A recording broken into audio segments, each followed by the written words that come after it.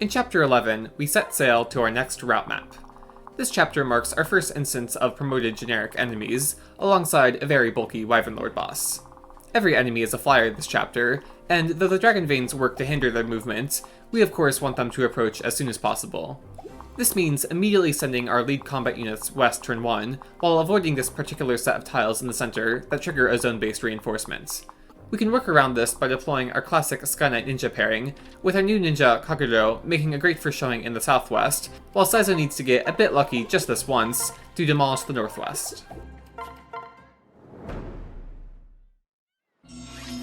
While the few enemies in the east immediately move unprovoked, we need to get in range of every enemy in the west, with the boss group in the northwestern corner and the Falcon Knight in the southwestern corner being pretty far away. We also have to get in range of the northern Kinchi Knight, so while Tsubaki flies Saizo over the reinforcement zone, he drops off Kaze to draw them over turn 1. Tsubaki also unpairs with Saizo after flying west, setting up for a turn 2 where Saizo can wait in range of a Sky Knight, while Tsubaki keeps moving west. This only leaves Tsubaki in range of one Wyvern Rider turn 1, and we can have Kagero kill them, with Shelter Singing letting Hinoka fly her over. Kagero is pretty interesting as our third ninja, having the highest strength and growing to be slower than Kaze but faster than Saizo. However, her low defense and skill gives her questionable reliability when fighting large groups of enemies. Still, being able to keep up with 1 rounds while having 1-2 range and providing +1 move on pair up is great, and I'll frequently be sending her to handle the smaller, faraway groups of enemies. After all, for as awesome as Saizo is, you can't exactly be everywhere at once. This chapter, Kagero just has to kill 3 Wyvern Riders and a Falcon Knight, and while she does need to land all of her attacks against the Wyvern Riders, giving her the Chapter 7 Seraph Robe and a defense tonic at least means she doesn't have to dodge anything. Turn 2, we get our second new unit for the chapter, the Kinchi Knight, Reina. She's got great offensive stats and grows quickly in spite of her pre-promote status, giving her a solid place as a filler combat unit going into the mid-game.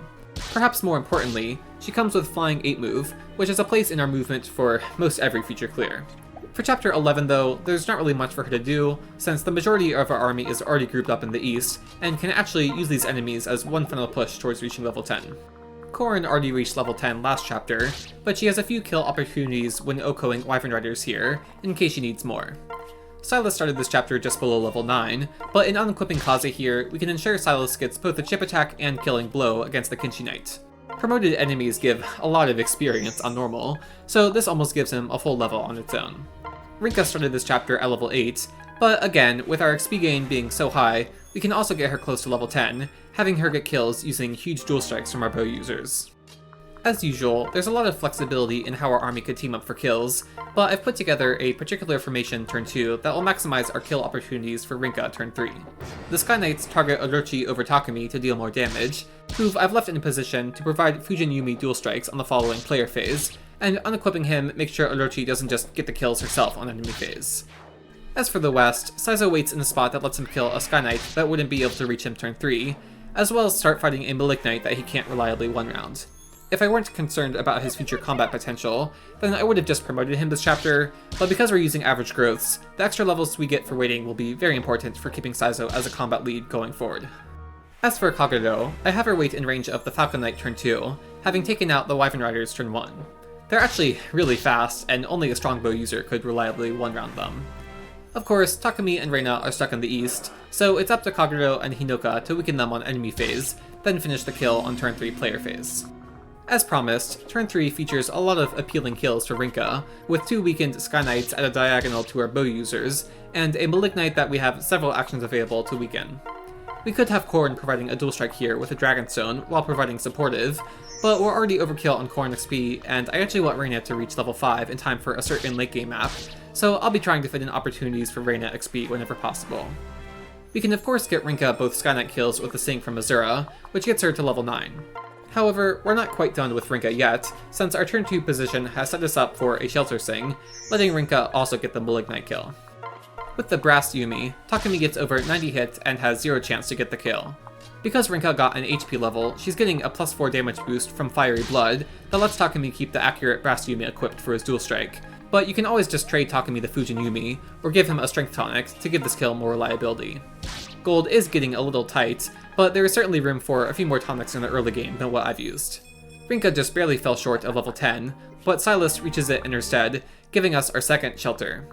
I don't actually have a plan for double shelter for quite some time, but getting it out of the way now is still pretty nice. Lastly, Saizo gets in position for the rest of the boss group to reach him on enemy phase, while Kagero and Hinoka finish up the Falcon Knights.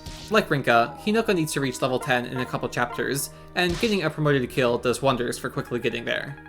This Falcon Knight is a bit annoying for being so dodgy, but like chapter 10, I've set this up to only need to land 2 or 3 attacks out of 4. On the other hand, Saizo does need to get a crit to one round of the boss.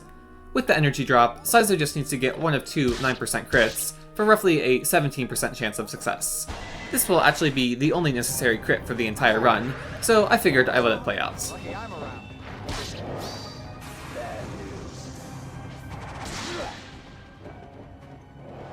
If we had promoted Saizo to Master Ninja, he'd have had an extra 6 crits and not even needed the energy drop. However, as we'll soon see, investing a ton of levels and resources into Saizo will absolutely pay off. Let's get started. You have breathed your last. Done. And that's chapter 11 completed in 3 turns. Thanks for watching, and I'll see you next time.